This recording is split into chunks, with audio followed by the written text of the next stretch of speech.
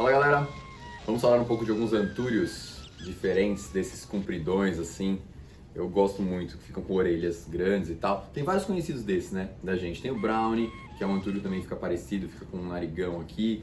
Tem o Effusilobon, que é um classicão também. Até deixo umas fotos deles pra vocês aqui, Brownie e Effusilobon. E esses aqui, eu escolhi esses especialmente porque esses aqui tem um problema com classificação, tá? Mas primeiro eu vou falar do cultivo deles. No geral, eles são muito fáceis de cultivar, essas plantas. Eles ficam bem compridos, eles têm umas folhas relativamente coriáceas, assim, duras, né? E são lentos. Uma característica é que eles são lentos, só que eles vão ficando com folhas muito grandes, né? São plantas que aguentam um estresse hídrico de ficar um pouco sem regar, aguentam um ambiente mais seco, né? Não são tão difíceis quanto esses antúrios Veitch, Varroquiano, né? São mais fáceis de cultivar. Eles são da região do Equador, da Colômbia, não tem certeza, a gente não sabe ao certo dessas plantas, porque na verdade elas não são classificadas.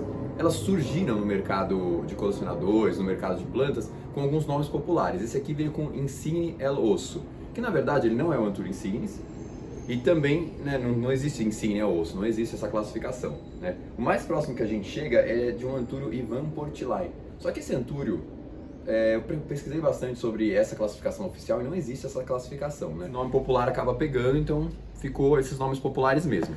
Esse é outro desse mesmo tipo. Esse eles chamam de El Condor, tá? Ele fica ainda mais comprido do que o El Osso aqui, bem compridão, também não tem nenhuma classificação. Ele veio como Anthurium El Osso.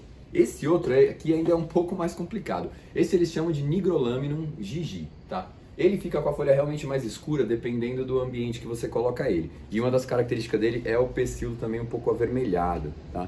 Aí agora que eu estava olhando a inflorescência dessa planta, vocês podem olhar até a coloração dela, que é diferente, né? Aqui.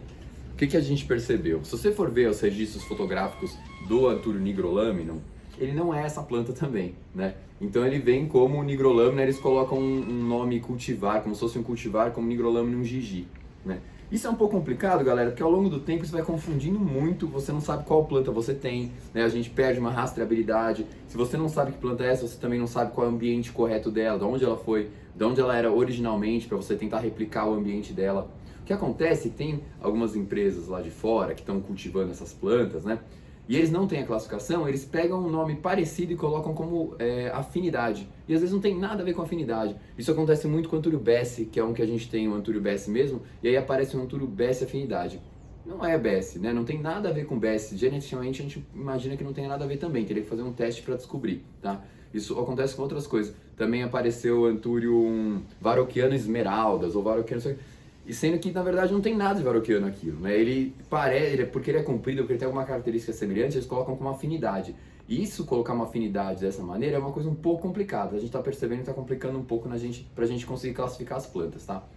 Independente dessa confusão toda, que é para quem gosta dessa parte de classificação, né, eu até gosto, são plantas muito fáceis de cultivar, tá? São plantas que ficam realmente legais, assim, ficam muito compridas, ficam diferentonas. Se você coloca ela assim, ela ganha um destaque perto de outras plantas, certo? Isso aí é só pra gente começar a bater um papo, me fala o que você acha disso, se tem alguma planta desse tipo, tá? Vamos conversar um pouco mais sobre essas classificações, porque elas ajudam a gente a entender como cultivar a planta, né? Da onde ela é, como ela fica, né? Se a gente, quanto mais informação a gente tiver, melhor. Então, se vocês tiverem alguma informação sobre essas plantas aqui para complementar o que eu já pesquisei, né? Eu adoraria ter, porque ainda tem pouca informação sobre elas, certo?